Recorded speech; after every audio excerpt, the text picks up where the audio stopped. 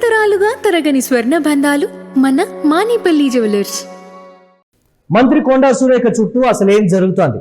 Political గా ఈ అంశానికి సంబంధించి ఒక పెద్ద డిస్కషనే తెలంగాణ రాజకీయాల్లో పర్టికులర్ గా నెలకొంది. అంటే కొండా సురేఖ కాంగ్రెస్ పార్టీ మీద అసంతృప్తితో ఉన్నారని, అధిష్టానం కూడా కొండా సురేఖ విషయంలో సంతృప్తిగా లేరు అనేటువంటి కొన్ని కామెంట్స్ అయితే గత నుంచి ఉన్నాయి. మనం తెలంగాణలో కాంగ్రెస్ పార్టీ అధికారంలోకి వచ్చిన తర్వాత కొండా సురేఖ సెంట్రిక్ గా వరంగల్ రాజకీయాల్లో చోటు చేసుకున్నటువంటి పరిణామాలన్నీ మనం చూసాం. గతంలో ఒక హీరోయిన్ విషయంలో ఆమె చేసినటువంటి కామెంట్స్, తర్వాత పార్టీకి వచ్చినటువంటి చెడ్డ పేరు కావచ్చు, ఇలా రకరకాలైనటువంటి అంశాలు కొండా సురేఖ విషయంలో చోటు చేసుకున్నాయి. అవన్నీ సమసిపోతున్నాయి, అంతా సర్దుకుపోతుంది అనుకున్నటువంటి తరుణంలో కొండా సురేఖ కూతురు సుస్మిత వ్యాఖ్యలతో ఒకంత పొలిటికల్ రప్చర్ క్రియేట్ అయింది. నేరుగా ముఖ్యమంత్రి రేవంత్ రెడ్డిని టార్గెట్ చేస్తూ చేసినటువంటి కామెంట్స్, అధిష్టానం నుంచి నోటీసులు రావడం, ఆ నోటీసులతో నా కూతురు చేసినటువంటి కామెంట్స్తో నాకేం సంబంధం, నాకు ఎలాంటి సంబంధం లేదు, తను చేసినటువంటి కామెంట్స్కి నేను ఎలా బాధ్యత వహిస్తాను అని నేరుగా కూడా క్వశ్చన్ చేయడం అంతా క్లారిటీగా ఉన్నటువంటి సిచ్యువేషన్. అయితే పార్టీ మారబోతున్నారు కొండా సురేఖ, అసంతృప్తితో ఉన్నారు కాబట్టి రాబోయే ఎన్నికలను బేరీజు వేసుకొని కాంగ్రెస్ పార్టీ మీద ఎంతో కొంత ప్రజల్లో అసంతృప్తి ఉంది అని కానీ, లేకపోతే తన ఇతర నేతలతో కూడా చర్చించి ఒక నిర్ణయం తీసుకోబోతున్నారు కొండా సురేఖ, భారతీయ జనతా పార్టీలోకి వెళ్ళబోతున్నారు. ఇదే మాటని కిషన్ రెడ్డి, కేంద్ర మంత్రి కిషన్ రెడ్డిని మీడియా మిత్రులు ప్రశ్నలు అడగగా దీనికి సంబంధించి ఆయన చెప్పినటువంటి సమాధానం అటగా అనే దానికి సంబంధించి, కొండా సురేఖ భారతీయ జనతా పార్టీలో చేరబోతున్నారటగా అనే దానికి సంబంధించి ఇలాంటి లేకపోతే అటగా ఇలాంటి వాటికి సంబంధించి నేను జవాబు చెప్పను. కొండా సురేఖ భారతీయ జనతా పార్టీలోకి రావాలి అంటే దానికి ఒక పెద్ద ప్రొసీజర్ ఉంటుంది. ఏదో నా వల్ల అయ్యేది మాత్రం డెఫినెట్గా కాదు. దానికి కేంద్ర నాయకత్వం నుంచి జిల్లా నాయకుల వరకు కూడా ఒకంత ఆమోదం ఉండాలి. దానికి ఒక పెద్ద ప్రొసీజర్ ఉంటుంది. ఇప్పటి వరకు అయితే నాకు ఎలాంటి సమాచారం లేదు, అంశానికి సంబంధించి కూడా నేనేమి మాట్లాడలేనని ఒక్క మాటతోటి కిషన్ రెడ్డి క్లారిటీగా తేల్చేసినటువంటి పరిస్థితి ఉంది. అసలు కిషన్ రెడ్డి ఏమన్నారు ఒకసారి చూద్దాం. చెప్తా నేను ఎప్పుడేం చెప్తా, మరి అటాని మీరు రాసుకోవాలి, నేను అడగకూడదు. అటాలు నేను చెప్పను, అటాలకు నేను జవాబు చెప్పను. అయినప్పుడు చెప్తాను. ఆమె రాజీనామా చేసినప్పుడు ఆమె నీకేమైనా మా పార్టీలో వస్తా అని చెప్పినప్పుడు అప్పుడు మాట్లాడతాను. ఆమె మీరు చెప్పినప్పుడు చెప్తే నేను ఎప్పుడేం చెప్తా. ఇప్పుడు ఏం చేయాలి నేను ఒక్కరిని కాదు కదా, మా పార్టీలో అందరూ ఆలోచిస్తుంది. ఇప్పుడు ఆ మేడం తోటి నువ్వు మాట్లాడి నాకు చెప్తే అప్పుడు మాట్లాడు, అప్పుడు చెప్తే నేను ఏం చెప్పలేను. ఇప్పుడు మరి కిషన్ రెడ్డి తేల్చేశారు. సో అటగా అనే దానికి సంబంధించి మీరే అంటున్నారు కదా, నాకైతే ఎలాంటి ఇన్ఫర్మేషన్ లేదు, రాజీనామా చేసిన తర్వాత చూద్దామని ఒక మాటతో తేల్చేశారు. చూడాలి ఏ విధంగా ఉండబోతుంది. కానీ భారతీయ జనతా పార్టీ ఏ ఒక్క అంశాన్ని కూడా తెలంగాణలో వదిలిపెట్టేటువంటి పరిస్థితి లేదు. రాజకీయ పరమైనటువంటి అంశంలో ఏ ఒక్క కీలక నాయకులు కానీ లేదా ఇతరత్ర అంశాలని తమ పార్టీకి అనుకూలంగా మలుచుకోవడంలో భారతీయ జనతా పార్టీ అన్ని పార్టీల కన్నా తెలంగాణలో ముందుందన్నది మాత్రం వాస్తవం. చూడాలి ఎలా ఉండబోతుంది అనేది.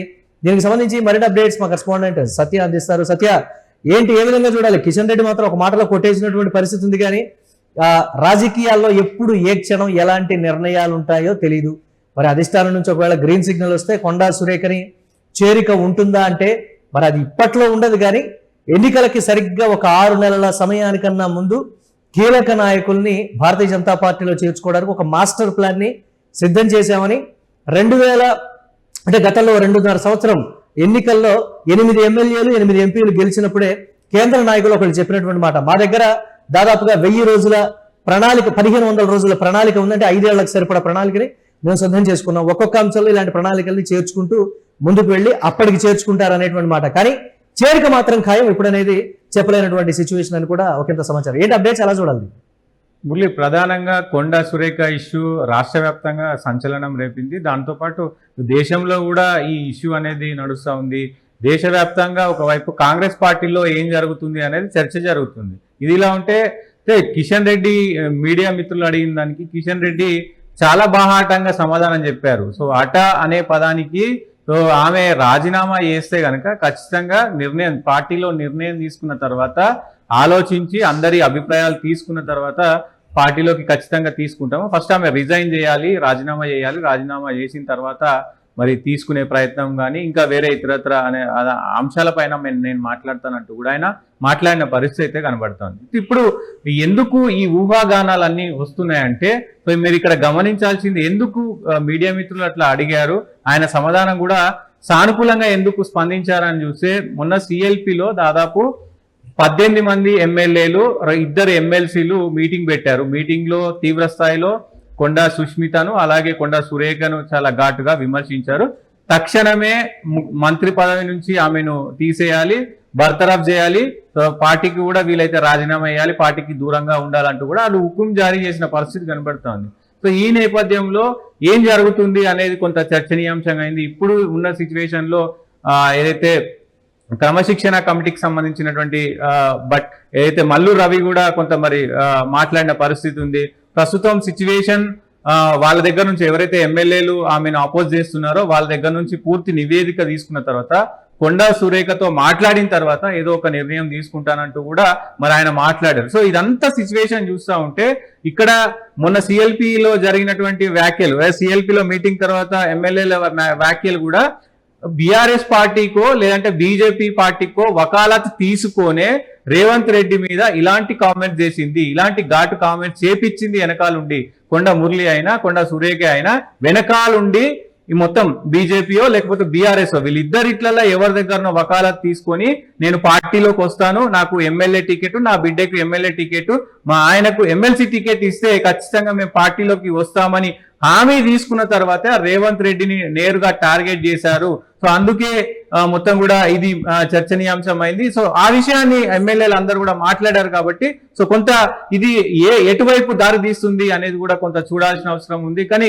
చూడాలి అసలు ఈ సిచ్యువేషన్ అంతా కూడా మరి ఆమెను నిజంగా బర్తరఫ్ చేస్తారా లేకపోతే బర్తరఫ్ చేసే ప్రయత్నం కాంగ్రెస్ పార్టీ చేయగలుగుతుందా? ఇప్పటికే మరి ఒకవేళ బర్తరఫ్ చేస్తే కూడా మరి సిచ్యువేషన్ చేయదాటే అవకాశం ఉంటది. ఎందుకంటే బీసీ కాబట్టి మరి బీసీని అవమానించారు, ఖచ్చితంగా ఆ కోణంలో వెళ్ళే రకరకాల ఈక్వేషన్స్ ఉండొచ్చు మురళి. సో ఇవన్నీ కూడా బేరీజులు వేసుకున్న అవసరం ఉంటది. కానీ ఇక్కడ బీజేపీ మాత్రం పక్కా ప్లాన్ ప్రకారం ఇక్కడ సుష్మిత కామెంట్స్ కూడా పరిగణలోకి తీసుకుంటున్నారు సత్య.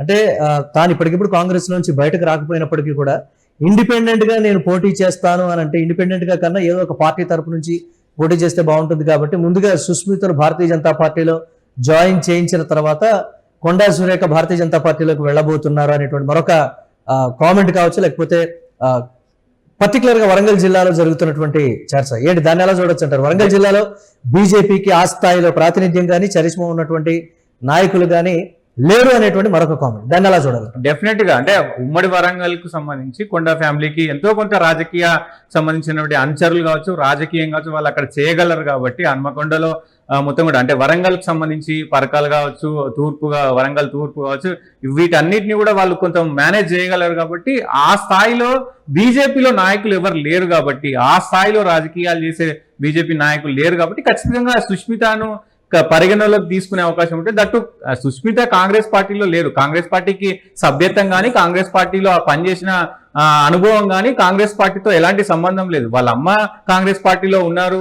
సో ఇవన్నీ కూడా ఉన్నాయి కాబట్టి ఖచ్చితంగా సుష్మితను మరి బీజేపీలోకి తీసుకుంటారనేది కూడా అబ్వియస్లీ మరి వాళ్ళు బీజేపీ నిర్ణయాలు కూడా చూడాల్సిన అవసరం ఉంది. ఇటు బీజేపీ మాత్రం చాలా కీలకంగా అడుగులు వేయబోతుంది అనేది స్పష్టమవుతుంది.